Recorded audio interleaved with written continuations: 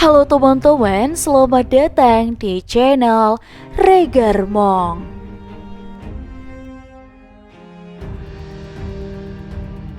Di pagi hari, tampak seorang pria berpunggung penuh tato bersiap memulai aktivitasnya. Pria tersebut adalah Jiang, seorang bos gangster sekaligus pembisnis sukses di Korea. Jiang memiliki istri cantik bernama Sansio yang terlihat kurang puas dengan kehidupannya bersama dengan suaminya. Sementara itu, Jiang menerima kabar dari anak buahnya tentang kendala yang dihadapi dalam usaha barunya. Jadi, salah satu toko kayu yang menjadi lokasi usaha mereka belum mau dijual tanahnya. Meskipun beberapa toko lain di sekitar lokasi sudah setuju untuk menjual kepada Jiang, akhirnya Jiang memerintahkan tangan kanannya untuk memaksa pemilik toko kayu tersebut agar mau menjual tempat usahanya. Sementara itu di toko kayu milik Jongki, aktivitas para pekerja terhenti ketika beberapa orang suruhan Jiang tiba di lokasi. Ini dia Mancul yang tidak ingin membuang waktu langsung menjelaskan bahwa tujuan mereka adalah untuk mendapatkan tanda tangan pemilik usaha itu. Mancul bahkan mengancam akan memotong tangan Jongki jika ia masih enggan menjual tempat usahanya. 둘, 셋. Akhirnya melalui cara kotor itu, Jiang berhasil melanjutkan rencana pembuatan usaha barunya di sana.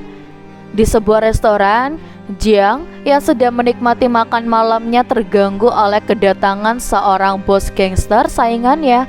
Mereka terlibat dalam obrolan yang panas, membahas tentang pembagian warisan yang dilakukan oleh ketuaan bos besar mereka.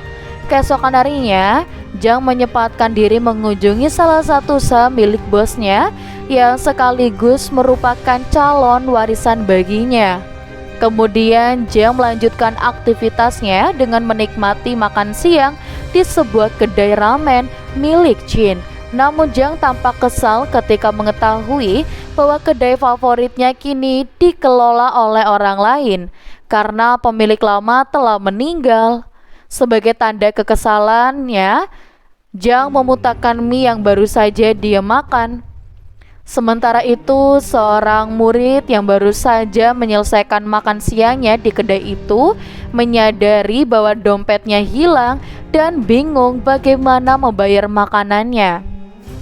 Pemilik kedai ramen yaitu seorang wanita membebankan biaya makan murid tersebut kepada Jiang karena merasa kesal dengan tindakannya memuntahkan mie buatannya. Wanita itu mempersilahkan murid itu pergi dan Jiang harus membayar satu porsi mie ramen ditambah 4 porsi lain yang telah disantap oleh murid tadi. Wanita pemilik kedai ramen sempat mengatakan bahwa ia akan memberikan hadiah kepada Jiang karena kebaikan hatinya. Namun bos gangster itu tidak begitu memperdulikannya dan pergi meninggalkannya. Di tempat lain, murid gemuk yang sebelumnya sempat kehilangan dompet kini terlihat sedang berjalan di tepi atap bangunan untuk meraih sepatu yang tergantung di sebuah tiang di sana. Namun nasib malang menimpanya ketika ia terpleset dan jatuh. Sementara itu, Jiang yang sempat terjebak macet dan sedang berdiri di trotoar jalan kini tertimpa oleh tubuh murid gemuk itu. Nah, setelah kejadian itu, Jiang terbangun di rumah sakit dan menyadari bahwa dirinya telah bertukar fisik dengan murid gemuk tadi yang bernama Kim Dong Hyun. Kim Jong Kim merasa aneh dengan perubahan yang terjadi pada Jiang dan sempat berkonsultasi pada dokter. Dokter menjelaskan bahwa Dong Hyun mengalami amnesia akibat benturan keras di kepalanya. Hal ini merupakan hal umum yang terjadi pada pasien kecelakaan. 당신 아들이 아니라고 몇 번을 말해. Jang penasaran dengan penyebab perubahan fisik tersebut dan menduga bahwa hal itu diakibatkan oleh kutukan dari pemilik kedai ramen yang sebelumnya ia kunjungi. Namun ketika Jang mendatangi kedai ramen itu, ia mendapati bahwa tempat itu telah bangkrut dan ditutup. Jang pun memutuskan untuk kembali ke rumahnya. 내가 누구냐면 나 판수야. Ia lalu dikejutkan dengan kedatangan seorang remaja yang tiba-tiba masuk ke kamarnya dan mengaku sebagai Jang. Sontak saja Hansyo pun langsung memanggil security di rumahnya untuk mengamankan remaja itu dan menyerahkannya ke kantor polisi. Namun karena remaja itu masih di bawah umur dan Jongki terus memohon agar anaknya dibebaskan, Jang yang berada di dalam tubuh Dongkyun akhirnya dibebaskan oleh pihak polisian. Di rumah Jongki, Jang yang merasa aneh dengan lingkungan barunya sempat menolak untuk tinggal di sana. Namun ketika ia menyadari bahwa pria tua itu di depannya saat ini merupakan pemilik toko kayu yang sempat digusurnya dan juga sosok ayah yang sangat mencintai Dongkyun, akhirnya perlahan ia pun mulai terbuka dan mau menjalani perannya. Ya setidaknya hanya untuk saat ini saja. Terlebih ketika Jongki memasak makanan malam yang selama ini tidak terbiasa memakan makanan itu, entah kenapa tiba-tiba merasa bahwa ia sangat menyukainya. Bahkan semua makanan di meja telah habis dilahapnya. Dalam upaya untuk mengembalikan keadaan semula, Jang dan Jongki harus mencari tahu cara untuk membatalkan kutukan yang telah menukar fisik mereka. Disinilah mereka menjalani petualangan seru dan menghadapi berbagai rintangan dalam mencari jawaban atas misteri yang melibatkan mereka. Keesokan harinya, Jongki dan Jang mendatangi sekolah Donghyun dan sempat merasa kesal oleh sikap wakil kepala sekolah yang seakan menutupi kasus di balik insiden yang menimpa Donghyun tempo lalu. 내가 한번 알아볼 테니까 아저씨 그만 가보지. 교감이라고 했죠. 나 오늘부터 수업 좀 들읍시다. Di kantin, Jang mulai menunjukkan sikapnya ketika ia membela seorang siswi yang nampak sedang dibully oleh teman-temannya. 조용히 좀 해라. 밥 좀 먹게. Hingga kemudian di sini salah satu anggota tukang bully itu menantang Jang untuk berkelahi setelah pulang sekolah. Setelah sekolah, Cook yang di sini berlaga seperti seorang gangster ingin memukul Donghyun malah kena tampar berulang kali oleh Jang. Ternyata Jang adalah seorang bos gangster.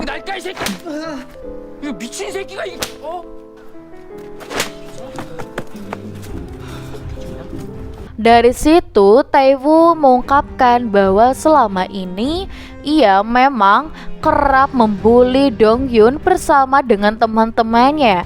Merasa cukup dengan keterangan yang didapatnya dari Taewoo, Jang pun meninggalkan mereka di sana. Sementara itu, Kim Jae yang kebetulan juga berada di sana malah mendapat ancaman dari Taewook dan kawan-kawan karena merasa malu. Dia tidak ingin nih kekalahan yang memalukan tadi diketahui oleh murid lainnya. Nah, beruntungnya saat murid nakal yang tersebut akan melanjangi Kim Jae, tiba-tiba saja Donghyun muncul dari salah satu bilik toilet di sana. Jelas saja semua murid nakal itu pun ketakutan. Bahkan Donghyun pun bisa dengan leluasa mengambil ponsel milik Taewoo yang kebetulan akan digunakan untuk merekam pembulian pada Kim Jae tadi. 아, 좋은 말도 내놔. 아, 빨리 내놔. 내가 보면 안 될 거라서. 아, 당장 안 내놔. Di dalam kamarnya, Donghyun mendapati fakta yang terjadi selama ini yang menjadi penyebab insiden yang dialami oleh Donghyun tempo lalu. Ternyata saat itu Dong Yun disuruh untuk mengambil sepatu milik salah satu murid perempuan bernama Yunju yang digantungkan pada sebuah besi tepat di atas gedung. Meski Yungjun sempat melarang murid gemuk itu untuk melakukannya, tak pada akhirnya Dong Yun ini tetap mencobanya. Hingga kemudian ia pun terjatuh dan menimpa Jang yang kebetulan sedang berada di bawah. Menyadari semua hal tersebut, Jang kemudian memperingati ketua kelompok tukang bully itu untuk segera menjauh darinya. 앞으로 성가시게 하면 알지? Kita kembali ke Jang yang ingin mengecek kembali fisiknya sendiri. Di sana ia malah menemukan Mancul nih yang ternyata masih setia menunggu bosnya. Yang awalnya Mancul menyangkal bahwa anak muda yang ada di depannya adalah Jang yang mengungkapkan banyak hal tentang Mancul, pada akhirnya berhasil membuat orang kepercayaan tersebut menyadari bahwa sosok yang ada di depannya kali ini memang benar-benar Jang yang telah masuk ke dalam tubuh Dong Yun. Mancul juga mengungkapkan alasan tetap setia menjaga bosnya di rumah sakit setiap hari karena menurutnya telah beredar kabar bahwa pihak yang bermusuhan kini tengah berencana untuk menghabisi Jang. Pada hari yang berbeda, Jang yang baru selesai sekolahnya tiba-tiba ditabrak oleh Yungjun yang tanpa sengaja menjatuhkan bonekanya. Merasa kasihan dengan murid perempuan itu, Jang pun berniat untuk mengembalikan boneka itu. Namun ia malah mendapati ibu temannya itu yang ternyata adalah mantan pacarnya dulu semasa masih muda yang bernama 이선이? 어머, 이선아한테 네가 왜 여기 있어? 지금 말 깠냐? 어? 어디 어른 이름을 막 부르기 간통만 하시고. Nah, sejak pertemuan itu, Jang seolah kembali penasaran dengan apa yang terjadi selama ini pada mantan pacarnya. Terlebih saat ini muncul pertanyaan besar mengenai status Yungjun yang kemudian merupakan anak kandungnya sendiri. Ternyata tes DNA yang dilakukan menggunakan rambut dari tubuh Jang yang Jungjun mengindikasikan 99,99% bahwa murid perempuan itu merupakan anak hasil hubungannya dengan Winsun. Sejak saat itu Jang merasa terpanggil untuk melindungi Yungjun kapanpun dan dalam kondisi apapun. 하나잖아. 내가 훔쳤다. 욕심을 좀 내봤다. Bahkan ia sempat menyuruh Mancul untuk menghabisi murid lainnya yang suka membuli Yungjun selama ini. Namun Mancul yang tidak sanggup menghabisi anak di bawah umur menyarankan agar Jang melatih Yungjun untuk bela diri, setidaknya agar murid perempuan itu bisa melawan para pengganggu di sekolahnya, termasuk Jang yang disarankan untuk turut berolahraga agar tubuhnya bisa lebih ideal. Dan hari demi hari Jang dan Yungjun melewati waktu dengan olahraga. Murid perempuan yang awalnya sangat lemah dan pendiam kini mulai bisa menguasai bela diri di bawah arahan langsung Jang. Sama halnya dengan Jang yang kini sudah tampil jauh lebih menawan dengan tubuh ideal yang membuat dikagumi oleh murid perempuan di sekolahnya. Selama sebulan bersekolah, Jang menyempatkan diri mampir ke rumah Yungjun dan menemukan beberapa foto masa kecil anaknya yang membuatnya menyesal karena telah meninggalkan Minsun ketika mantan pacarnya itu tengah hamil anak mereka. Di tempat lain, Jongki yang sekarang hanya menjadi karyawan biasa setelah usaha toko kayaknya digusur oleh Jang tempo lalu, terlihat sangat bersemangat untuk bisa segera bertemu dengan anaknya. Namun sialnya, Jongki yang selama ini memang sudah terlilit hutang justru dihadang oleh beberapa pria yang akan menagih hutangnya. Dan tanpa basa-basi lagi, 4 pria itu langsung mengajar Jongki. Nah, saat itu juga datang Jang yang secara kebetulan melintasi jalan itu. perkalian sebenarnya akan terjadi dan mungkin bisa saja dimenangkan oleh Jang dengan mudah. Namun naluri seorang ayah telah membuatnya memilih untuk melindungi anaknya. 딱 일주일 준다. Tak butuh waktu lama, Mancul nampaknya tengah dihubungi oleh Jang yang kini terlihat sedang mengobrak-abrik tempat kerja para pria penagih hutang tadi. Orang kepercayaan Jang itu juga sempat meminta agar hutang Jongki dihapuskan seluruhnya dan dianggap lunas. Bahkan Mancul sempat berdalih bahwa Jongki merupakan ayah dari Jang yang telah dikenal luas sebagai bos gangster di sana. Nah, namun nampaknya hutang yang sedang menggulung terlalu besar hanya bisa sekedar dikurangi bunganya saja. Kita kembali ke sekolah. Jang kini lebih sering menatap Yungjun dengan penuh penasaran. Ia bahkan menyimpan foto masa kecil anaknya dalam ponselnya. Sementara itu, Yungjun yang sudah mulai menguasai seni bela diri akhirnya mulai membuktikan kemampuannya. 우리 병신. Ketika ia akan kembali dibully oleh murid perempuan lainnya, ia tiba-tiba mampu memberikan perlawanan dan menjatuhkan tukang bully dengan mudah. Aksi ini menarik perhatian seluruh murid sekolah, termasuk Jang. Di sebuah tempat makan, Jang terlihat menikmati semangkuk ramen yang disediakan oleh wanita pemilik tempat itu. Namun suasana menjadi kacau ketika beberapa pria mabuk mengganggu mereka. Jang pun menghajar habis semua pria itu sebelum akhirnya dihentikan oleh wanita itu.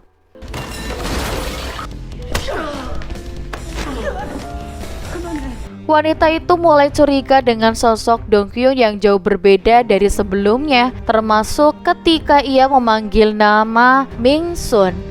Seolah-olah bukanlah teman sekolah Yongjun, Jang pun mulai mengungkapkan apa yang sebenarnya terjadi selama ini.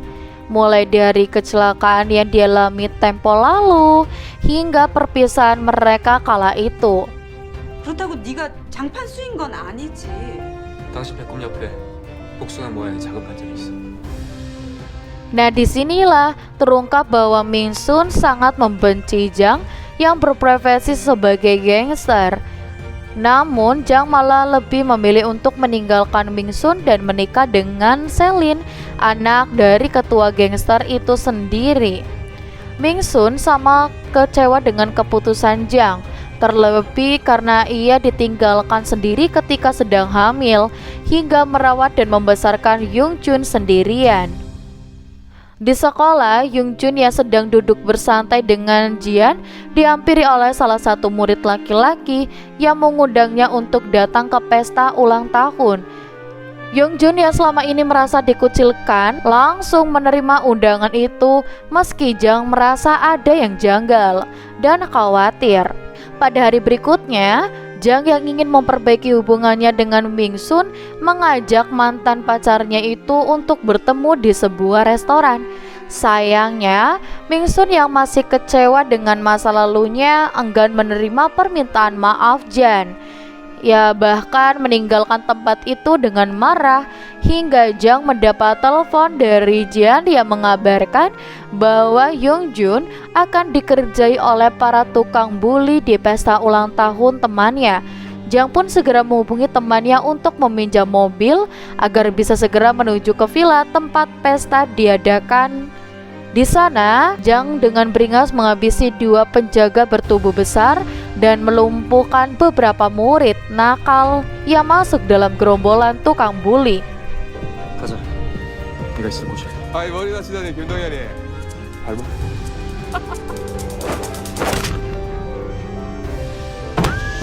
Yungjun pun mengejutkan semua orang dengan aksi bela dirinya ketika akan diserang oleh salah satu murid nakal. Masalah tampaknya belum selesai.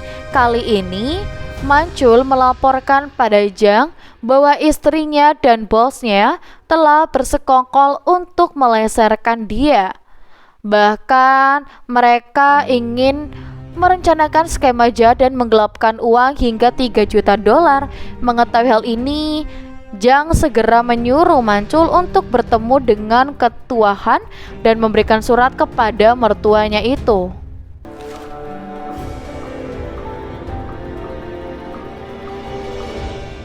Di sisi lain, Minsun awalnya menolak kedatangan kembali Jang dalam hidupnya. Namun kini tampaknya ia mulai terbuka pada mantan pacarnya itu. Namun pada saat yang sama, Yoongjun mulai tertarik pada Donghyun karena selalu peduli dan melindunginya. Murid perempuan itu tidak mengetahui bahwa dalam tubuh Donghyun adalah ayah kandungnya sendiri. Mendengar hal itu, ia tidak terima dan melarang anaknya untuk dekat dengan Donghyun lagi tanpa bisa memberitahu kondisi yang sebenarnya. Sementara itu, kekacauan terjadi di rumah sakit. Bos pun menghabisi semua orang yang menjaga Jang di kamarnya dan berniat untuk membunuh saingannya. Namun secara mengejutkan, Donghyun yang ada di dalam tubuh Jang mulai tersadar dan mengagetkan bos yang sehingga membuatnya jatuh pingsan. Di rumahnya, Donghyun yang masih berada di dalam tubuh Jang sempat diusir oleh Jinki yang belum mengetahui fakta sebenarnya. Terlebih Jang adalah sosok yang pernah menggusur usaha toko kayu Jongki tempo lalu. Namun ketika masih berada dalam tubuh Donghyun menjelaskan semuanya, Jongki mulai menyadari kondisi saat ini meski ia masih belum terbiasa dengan semua itu. Donghyun juga mengaku bahwa ia juga selama ini menyukai Yoongjun. Namun ia sadar bahwa tubuhnya gemuk dan selalu menjadi bahan bulian sehingga tidak pernah berani mendekati murid perempuan itu secara terang-terangan. Jan kini berusaha menjelaskan kondisi fisik yang terjadi, termasuk dengan membawa Donghyun yang kini masih berada dalam fisiknya. Nah, terjadilah obrolan serius di antara mereka. Namun kemudian datanglah bos Jang dan beberapa anak buahnya yang langsung mengacaukan bar itu. Menyadari adanya ancaman, Jang yang masih berada di dalam tubuh Donghyun segera menyuruh Donghyun dan Mingsun untuk masuk ke dapur agar mereka tidak terlibat dalam pertarungan. Jang lalu berusaha untuk menumbangkan satu demi satu anak buah bosnya. Jumlah yang seimbang sempat membuat Jang terkapar.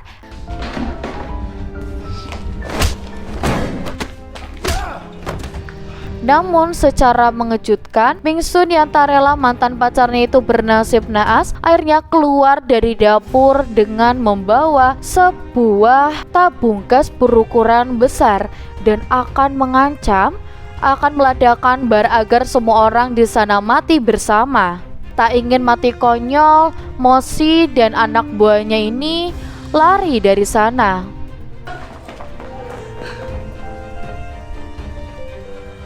Di tempat tinggal ketua Han, ia mengetahui adanya perselingkuhan antara Hyoen serta konspirasinya dengan bos yang melalui surat yang sempat dibuat Jang kepadanya. Hal ini jelas telah membuat ketua Han sangat marah. Ia bahkan ragu untuk mengusir anaknya sendiri tanpa mau memberikan sedikit pun warisan kepadanya. Sementara itu, Donghyun yang berada dalam tubuh Jang kini menggunakan alat komunikasi untuk terhubung dengan Jong dan Mancul yang tak bisa ikut masuk ke tempat tinggal ketua gangster itu. Awalnya, Donghyun masih bisa mengikuti arahan dari Jang dan menjual. Bahkan ia sempat diberikan kekuasaan penuh oleh ketua Han untuk mengendalikan gangsternya, termasuk dengan pemberian kepemilikan Han Ho Group kepadanya. Namun semua berubah ketika Hyoen mengungkapkan tentang perselingkuhan Jan dan Minsun yang bahkan melahirkan seorang anak perempuan yang kini telah berusia 17 tahun. Mendengar itu, ketua Han pun terkejut dan sempat meminta konfirmasi langsung dari menantunya itu. Nah, di sini kita bisa bilang dia sial atau malah beruntung, karena momen yang seharusnya diarahkan langsung oleh Jang malah tidak bisa dilakukan karena tiba-tiba alat komunikasi yang mereka gunakan rusak. Alhasil, Dong Hyun yang pada dasarnya tidak suka dengan kekesarasan dan ia sadar betul tentang pentingnya arti keluarga, serta ia mengetahui bahwa Jang masih sangat menyayangi dan ingin kembali dengan Min Sun, akhirnya mengatakan rela untuk mengundur dari kelompoknya, termasuk menyerahkan warisan yang akan diberikan kepadanya. 사랑하는 가족들과 함께 사는 것보다 후계자를 포기하겠다는 건가? Setelah urusannya dengan ketuaan selesai, Dong Hyun awalnya khawatir bakal dimarahi Jang. Namun justru bos geng itu sangat berterima kasih karena Dong Hyun dianggap telah mengambil keputusan yang tepat. Setidaknya Jang masih memiliki kesempatan untuk bisa kembali dengan Min Sun.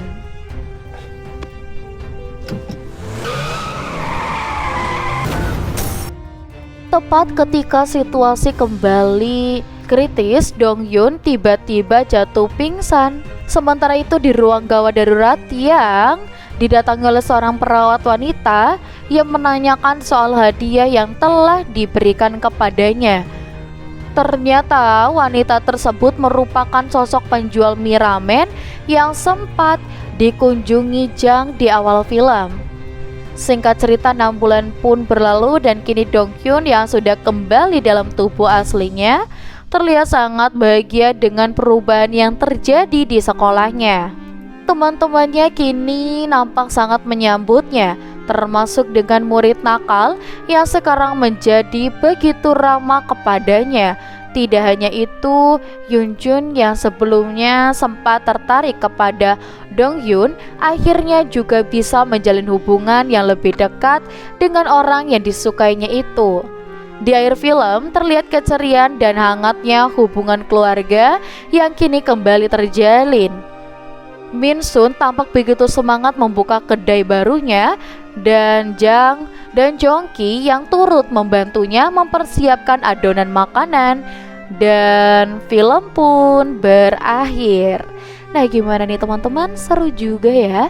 Dan buat kalian jangan lupa untuk like, komen, dan juga subscribe, karena kita akan bertemu kembali ya teman-teman di video selanjutnya semuanya.